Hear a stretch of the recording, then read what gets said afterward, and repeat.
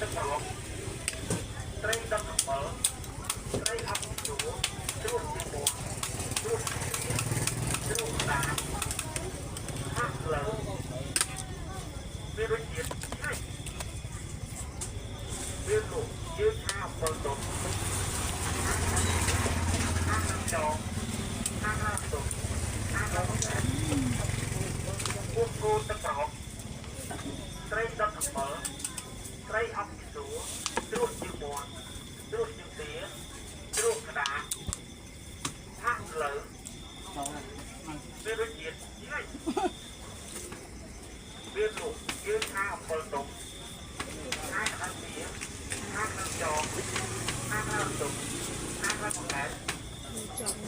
ពុកគោទឹកក្រឡត្រីដុតអំបិលត្រីអប់ជូរជ្រក់ជាមុខជ្រក់ជាទា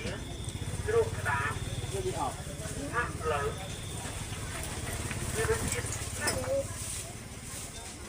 វាលោកយើងឆាអំបិលដុំឆាក្តារទាឆាខ្លាំងចងឆាខ្លាំងទុំ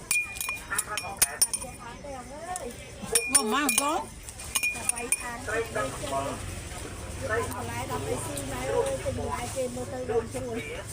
ជ្រក់ក្តារហាក់លើវារសជាតិឆ្ងាញ់